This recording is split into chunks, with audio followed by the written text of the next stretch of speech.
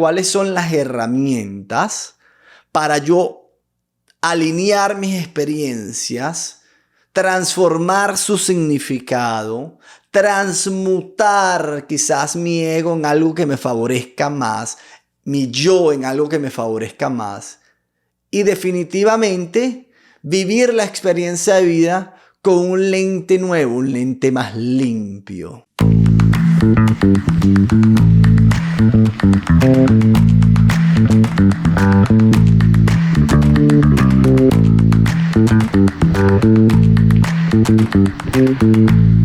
Bienvenidos nuevamente a otro episodio de Más Rico a los 30 y pico, su servidor Ervin Meinhardt.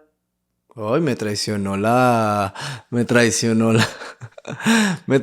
el ego, por cierto, algo que vamos a hablar su servidor Daniel Meinhardt para servirles el día de hoy. Y bueno, muy agradecidos con todas las personas que me han escuchado de nuevo. Me gusta mucho agradecer con los que se han mantenido consistentes escuchando. El capítulo anterior tuvimos por primera vez en YouTube 100 personas que de alguna forma escucharon alguna parte del episodio o todo. Fue uno de los episodios más largos.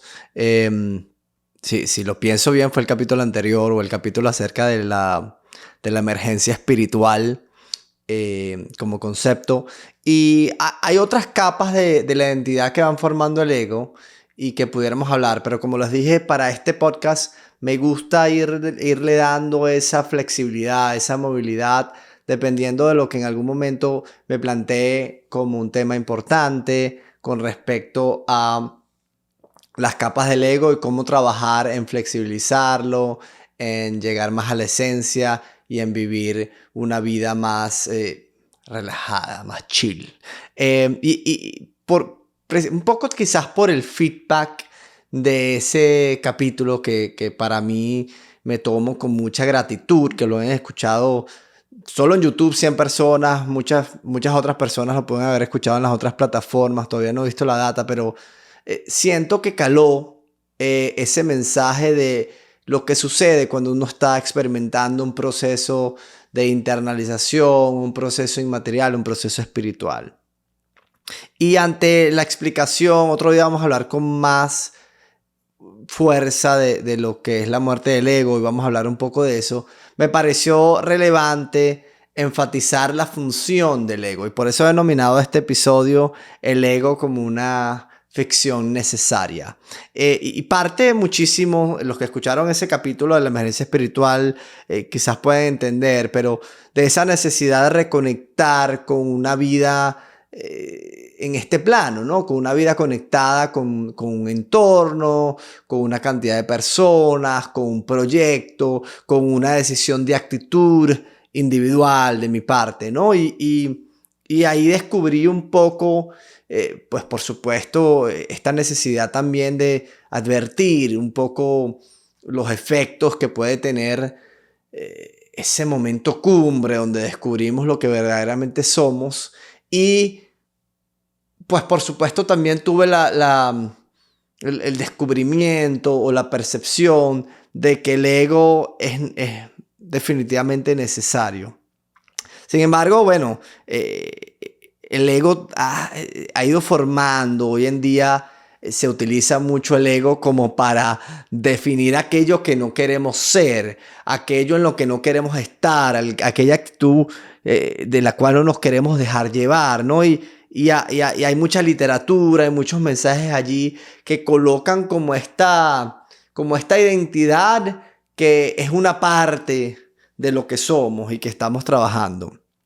Sin embargo, siento que es una conceptualización quizás no 100% clara de lo que el ego representa. Y por supuesto esto tiene que ver muchísimo también con el lenguaje, ¿no? Que genera tanta diversidad y a veces visiones contrapuestas, ¿no? Pero es importante quizás explicar, ¿no? lo que el ego realmente es y cuál es su función y por qué es necesario y cuáles son los aspectos negativos de tener esa identidad solidificada, que es lo que nosotros estamos tratando de definir quizás como ego, puede ser.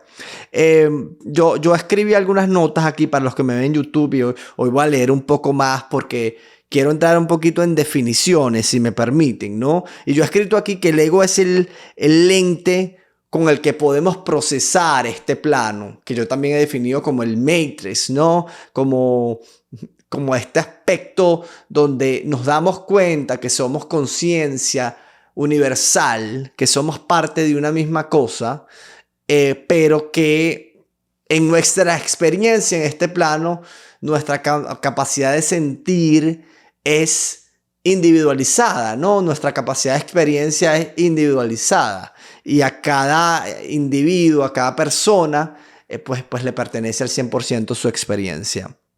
Entonces, digamos que en la medida que generamos un estado quizás más alerta, donde empezamos a reconocer nuestro entorno, reconocer patrones, reconocer quizás a nuestros cuidadores o a nuestros padres, a nuestro entorno, aprender un idioma, vamos formando esa conceptualización de dónde estamos, de para qué estamos. Empezamos a sentir y a individualizar nuestra experiencia y a decir, bueno, yo existo, ¿no? Nos damos cuenta de nuestra propia existencia, ¿no? Dentro de este plano.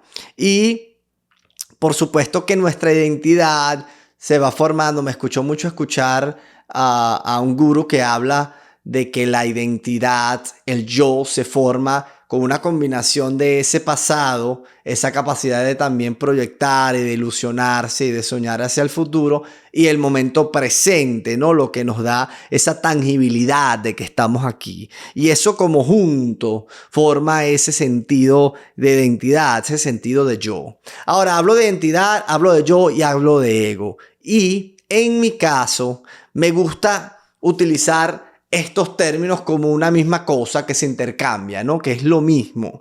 El ego como palabra, por eso lo escribí acá, porque esto me parece fascinante.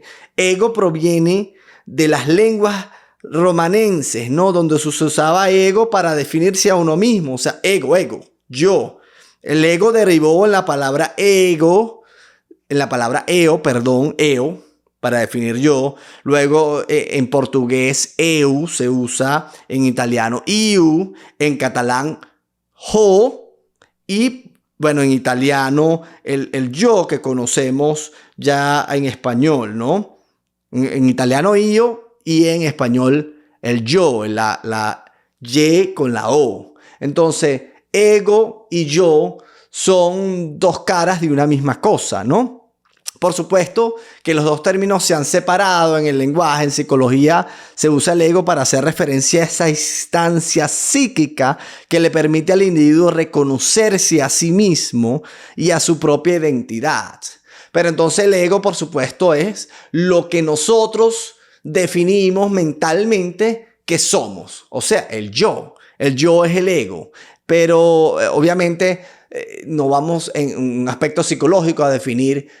Yo es esa instancia psíquica que le permite al individuo reconocerse a sí mismo, sino que se separa un poco el término y se habla de la palabra ego, ¿no? Porque quizás generaría confusión que el psicólogo esté diciendo yo, porque no sabemos bien si está hablando de la definición o está hablando de él o de ella mismo, ¿no? Entonces, así se utiliza la palabra ego, pero realmente está muy conectado con nuestro sentido de lo que soy yo, de lo que eres tú. Y eso es fundamentalmente ego y yo como dos partes de una misma cosa. Ya habíamos dicho que por supuesto está compuesta por todos aquellos patrones de conducta. Por patrones es una acumulación en la memoria de una forma de ser, ¿no? Entonces tenemos una cierta forma de ser que vamos repitiendo y que se forma como un patrón en nuestra memoria. A veces resalta o sale a relucir, o tenemos esta conducta por un mecanismo que lo activa de forma inconsciente, pero ese cúmulo de memorias forman parte de ese sentir de lo que somos internamente, ¿no? Que nos da personalidad. La palabra personalidad viene de máscara, que nos da identidad, ¿no? Por supuesto, todos los nombres y todas las etiquetas que vamos acumulando, nuestro nombre personal. Fíjense cómo ahí me traicionó El subconsciente, cuando dije su servidor Ervin, me refería a los que no escucharon todavía el capítulo del nombre, vayan y escúchenlo, ¿no? La importancia del nombre para formar identidad, y alrededor de ese nombre que se nos da, pues vamos quizás acumulando todo ese número de memorias, ¿no? Y de cosas con las que nos identificamos. Por supuesto que hay otras etiquetas de género, si soy varón, si soy hembra, si soy mujer, si soy hombre, si soy mi condición sexual, mi condición estudiantil, laboral, religiosa, política, y todo eso va amalgamando a través de la memoria nuestra identidad, combinado por supuesto con la memoria de los patrones de conducta que ya había hablado.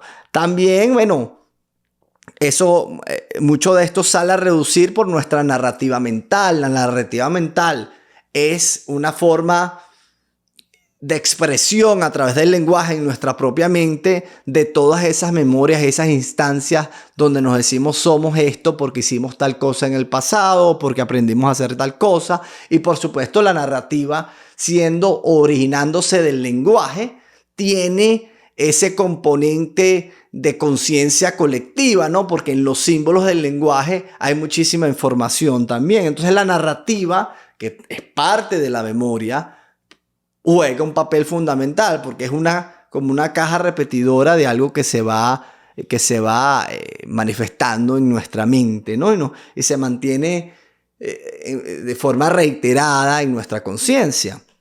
Por supuesto que, y aquí quizás va este concepto del ego, donde sobresale para algunas personas, es una muestra como exagerada de fortaleza, ¿no? Y las fortalezas son aquellas cosas que hicimos, aquellas cosas que practicamos, aquellas actividades donde nos fue bien y donde tuvimos un reforzamiento positivo por alguien o por nosotros mismos, o tuvimos un buen resultado. Y de esa validación y de esa continuidad de actividad también nos conectamos con esa identidad, ¿no? Nuestras debilidades, sin duda, son ese aspecto de feedback negativo, más bien de momentos incómodos, de traumas, de cosas donde no nos ha ido bien, donde sentimos que tenemos una debilidad o un mal recuerdo y nos identificamos con eso. Y hay otros traumas subconscientes, la sensación del abandono, etcétera, que salen a reducir en nuestra memoria y que van formando ese yo, ¿no? Ese yo. Entonces, bueno, obviamente, el ego, siendo un lente, no necesariamente tiene que ser bueno o malo. Me gusta la comparación con las herramientas de la tecnología, como el internet. Puede ser utilizado para extraer muchísimo contenido negativo y malsano, pero puede también ser utilizado para generar muchísima conectividad, muchísima información, muchísima entretenimiento, etcétera, etcétera. De la misma forma, el ego es aquel lente que nos permite participar de este estado, de esta ficción que definimos como realidad. Yo lo defino más como un plano, como el Matrix, ¿no? Y el lente no es necesariamente bueno o malo, sino que generalmente podemos tener el lente quizás un poco sucio por experiencias que nos confundieron acerca de lo que somos, y segundo también que estamos tan metidos en la experiencia misma, en el lente, que no tenemos la capacidad de reconocer que no somos esa amalgama de cosas que forman nuestra identidad, sino que somos lo que está detrás, somos el observador, y ese observador se canaliza a través de todo el que tiene lente, o sea, es único. Sin embargo, el lente es como también una proyección hacia el exterior, ¿no? Y genera una experiencia individualizada, y bueno, es ahí donde cada persona tiene la capacidad de experimentar la vida de una forma muy particular, con un sello muy propio. Por supuesto que ante todas estas, donde la persona se conecta tanto con este plano, con su experiencia personal, con sus memorias, su narrativa, sus fortalezas y sus debilidades, sus traumas. Se conecta tanto con esa personalidad, con todas esas etiquetas, y se sobreidentifica. Entonces, eso nos ha pasado a la mayoría. Hemos nos hemos desconectado de nuestra verdadera naturaleza y vivimos tal cual en la ficción del Matrix, ¿no? Entonces no en vano se forma esta palabra del ego como una parte de nosotros que pareciera no muy sana, no muy buena, ¿no? Por ejemplo, Ryan Holiday, que es un autor de un libro que yo me escribí, que se llama El ego es el enemigo, y él define el ego como esta creencia malsana de nuestra propia importancia. Entonces, volvemos a eso, ¿no? Se ha trabajado muchísimo en tratar de ir limpiando, de ir redefiniendo, de ir cambiando aspectos de nuestra personalidad que nos hacen daño y que le hacen daño a otras personas. Se le ha dado esta etiqueta de ego, ¿verdad? Y entonces como que si uno tuviera como que doble personalidad o dos partes, ¿no? Las partes que no queremos se la tiramos a esta etiqueta del ego y las partes que sí queremos pues son los mejores aspectos de nosotros mismos, ¿no? Y ahí se nos lo llamamos ego. Entonces todo lo negativo se le ha dado esa condición de ego y lo positivo pues ya es como una coincidencia de mi autenticidad. Realmente yo lo veo un poco distinto, ¿no? Obviamente existe también otra forma de evaluar el ego, de evaluar el yo, que alguien hacía la analogía en estos días y no me acuerdo bien de quién lo escuché, de que el ego es como cuando uno tiene una montaña limpiecita llena, pero llena de nieve, donde está todo uniforme, y en la medida que tú vas esquiando en la vida, vas formando caminos, ¿no? Y mientras más pasas por esos mismos caminos, se van formando como esos lugares donde tú automáticamente, al pasar cerca del camino, ¡za!, te ensanjas en el camino y no tienes forma de salir. Entonces tu actitud ante la vida se mantiene constante, se mantiene atada a esos caminos y no necesariamente son los mejores caminos a recorrer. Entonces puede existir allí muchísimas zonas de sufrimiento, muchísimos aspectos difíciles de nuestras tendencias que están formadas por todas esas memorias y que lo que se está tratando de definir cuando se le da esta mala reputación al ego es decir, bueno, el ego son las tendencias en sí mismas, ¿no? Y el trabajo que se hace a nivel ya sea psicológico, a nivel de reflexión o a nivel espiritual, ¿cuál es? Es como volver a tratar de nivelar, de ponerle más nieve a la montaña para que todos esos caminos y a veces también, ¿no?, los buenos, ¿no? Digamos, se nivelen y podamos como coger otros rumbos si eso es lo que queremos. Parte o mejor dicho, la intención real de este contenido que yo estoy creando es ayudar a través de expresar mi propia experiencia en este sentido, a que volvamos a nivelar esa montaña de nieve, ¿no? Yo lo he definido más bien como una cebolla, ¿no? Donde nuestra esencia está en la coraza de esa cebolla y las capas que se van formando en nuestro ego, digamos que van arriba de la cebolla, ¿no? Y son capa tras capa que a veces nos deja prisioneros en nuestra propia esencia y no nos permite transformarnos. Entonces también es como capas y capas de ropa que nos ponemos. Entonces el trabajo es soltar un poco esas capas de la ropa. Existe, por supuesto, el trabajo espiritual que también nos puede llevar no solo a liberarnos y a relajar el ego, sino a llegar a la verdadera esencia, que eso... Bueno, como les dije, si ya escucharon el capítulo anterior, algunas personas lo llaman despertar, el awakening, el despertar espiritual, la iluminación. Yo no estoy seguro que lo pueda separar de esta misma experiencia de la muerte del ego, que también, digamos que yo he colocado esa advertencia ahí sobre lo que puede ocurrir si eso sucede, pero cuando uno despierta y no sabe por qué lado se va a ir. Ahorita vamos a hablar un poco más de eso, pero el punto es que cuando hablamos de ego, no podemos separarlo del yo. No podemos decir una parte de mí es así, la otra parte de mí es asado, porque al final lo que estamos haciendo es confundirnos y no identificar la fuente del verdadero problema y la fuente de la solución.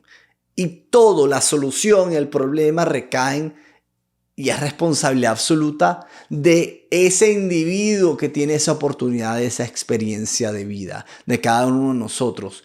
Tú con la tuya y yo con la mía. Entonces, es buscar cuáles son las herramientas para yo alinear mis experiencias, transformar su significado, transmutar quizás mi ego en algo que me favorezca más, mi yo en algo que me favorezca más.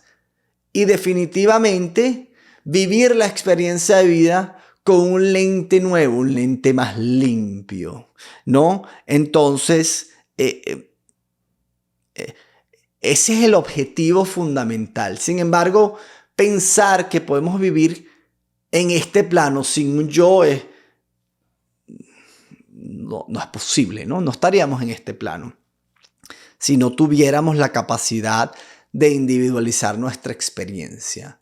Y al individualizar no quiero decir retirar o no acceder a lo que fundamentalmente somos. Cuando nosotros buscamos, ya sea a través de una práctica espiritual, del yoga, de la meditación, del tai chi, de lo que sea, como sea que lo busquemos, o a través de otras prácticas espirituales, a través del contacto con la naturaleza y la contemplación, por donde sea, donde tenemos esos momentos de sentirnos más integrados con nuestro entorno, con este universo. Ahí estamos accediendo a lo que realmente somos. Estamos como un área que no es ni muy hacia un lado de creernos totalmente en la ficción, ni totalmente en la esencia pura, porque en la esencia pura es cuando básicamente nos desvanecimos y nos unimos con un todo, y ya nuestra experiencia no es individual, ¿no? Sino que vuelve a la fuente. Entonces, es importante resaltar eso. Primero, darle como su función social, psicológica, su importancia al yo. Por retirar el ego de mí es confundirnos, ¿no? El ego es ese lente que le permite a la conciencia universal tener una experiencia individual. Y ahí lo definimos como yo, y ese mismo es el ego.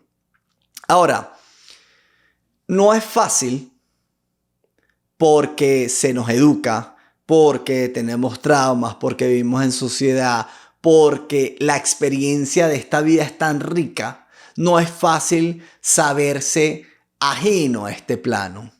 No es fácil tener esa realización, sobre todo cuando estás tan sumergido en la película, ¿no? Entonces, definitivamente el trabajo espiritual con X, no, espiritual, es fundamental para acceder a eso que está más allá de todo esto que es material.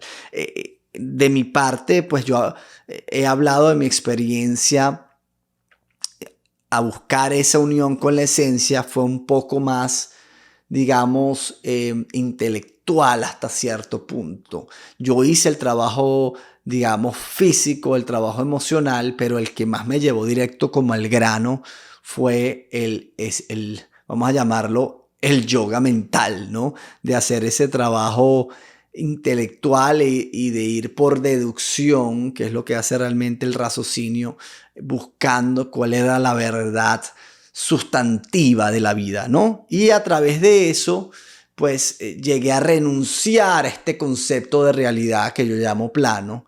Llegué a renunciar al concepto de lo que yo interpretaba que era yo mismo. Yo escuché ciertos debates que he visto en el internet, que las personas que buscan la muerte del ego están tratando realmente, es el ego mismo tratando de matarse.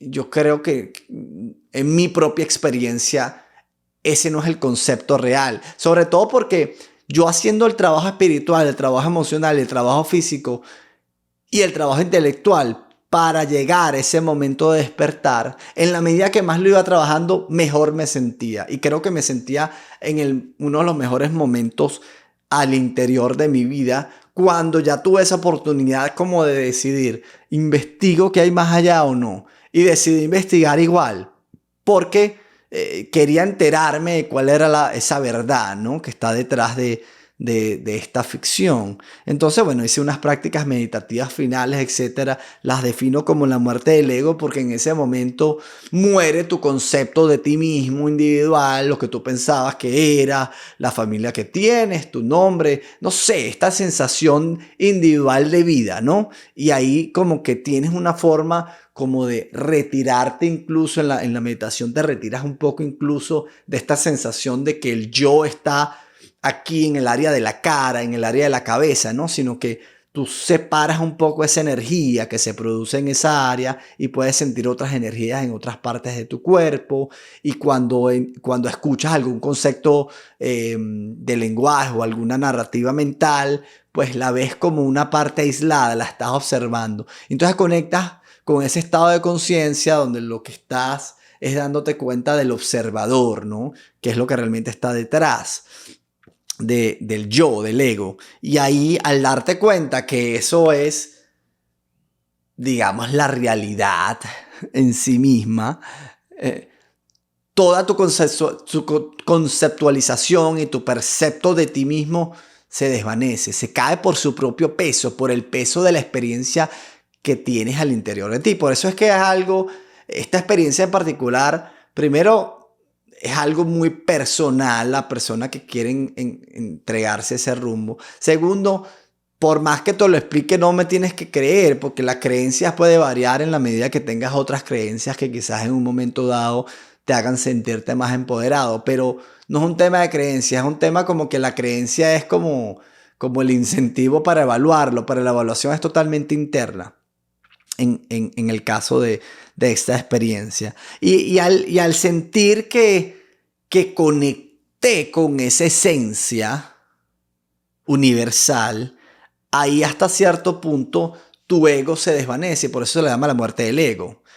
Sin embargo, cada vez que tú sales de esos estados espirituales o de esos estados meditativos y vuelves a caer en este plano, estás utilizando un lente, el lente de tus sentidos, para interpretar la realidad, de nuevo para conectar con los demás, definitivamente con una experiencia nueva. Y tienes la montaña lisita y tienes mentalmente quieres coger nuestros caminos, hablar de nuevas cosas, pero también sientes como que te entiendes, sientes una comprensión, una empatía muy grande por todos tus procesos internos y definitivamente sientes un amor y una gran empatía por los procesos, por las personalidades, por las afecciones de los demás.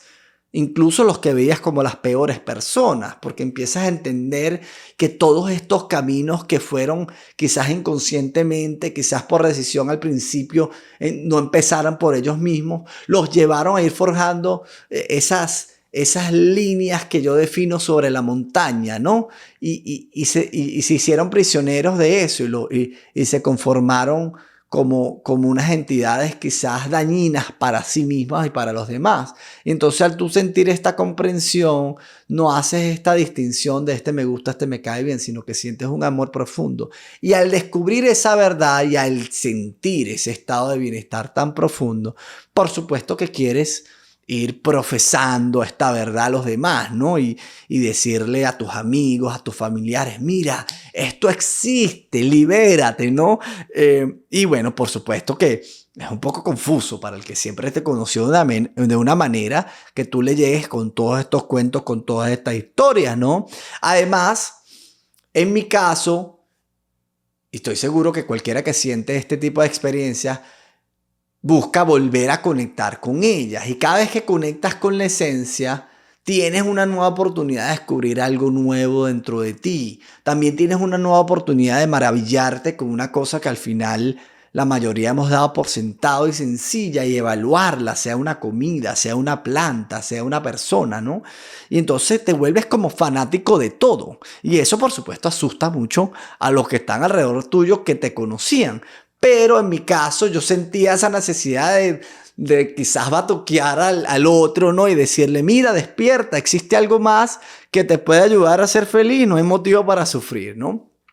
Además, al tú conectar con la esencia misma y saber que se está manifestando a través de ti, es muy difícil no sentirte como que medio todopoderoso, ¿no? Medio como que, bueno, estoy hablando, digamos que si conecté con la nada, la ausencia misma, la paz absoluta, Dios, como la queramos llamar, y puedo sentir esa conexión en el momento que medio me meto en este plano de la vida. Cuando hablo, quiero hablar como que si me las sé todas, porque realmente, bueno, ¿quién más se las sabe todas que la misma fuente de la creación, ¿no? Entonces, sucede que estamos entrando a un plano de yo, a un plano de ego, a un lente, a un proyector que nos permite desenvolvernos y experimentar este plano, quizás enarbolando todos estos mensajes con una especie de superioridad, que si bien podemos hacerlo,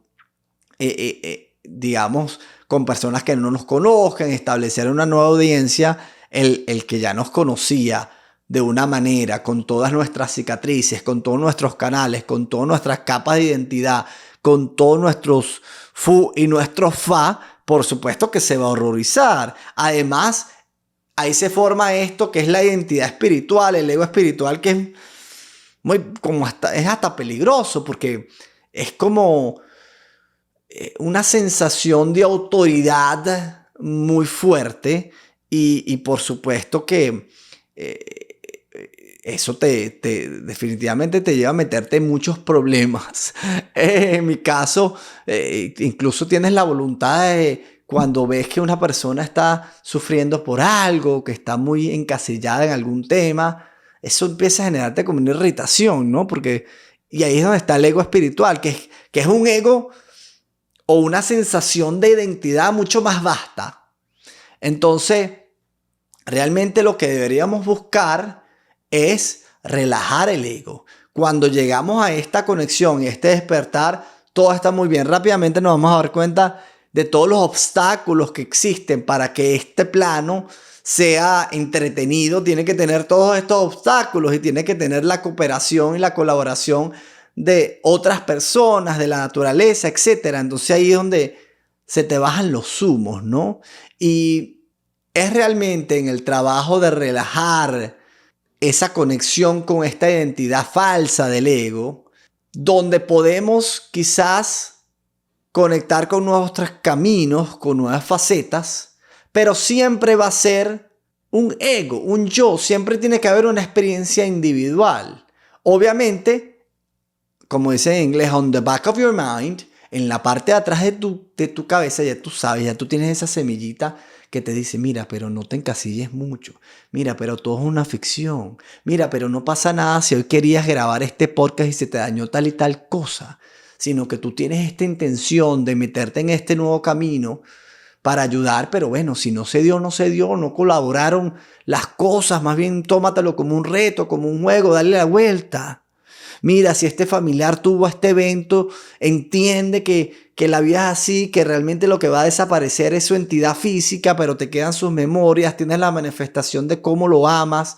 No, y ya no quiero entrar en esos temas porque, bueno, la muerte o las enfermedades son realmente difíciles, pero lo que sufrimos más constantemente generalmente son nuestras propias narrativas mentales, nuestras memorias, nuestra capacidad de proyectar hacia el futuro basado también en cómo nos fue mal. Entonces, relajando el ego y conectando un poco con esta verdad espiritual y entrando en prácticas, por ejemplo, como la aceptación radical, entendiendo que este presente es un cúmulo de miles de millones de cosas que tuvieron que suceder para que este momento pasara, y muy difícilmente tú puedes controlar todos los factores externos en este plano, sino que tú vas jugando con esos ciclos en la medida que te vas haciendo más consciente de esa verdad que yace en la esencia de las cosas.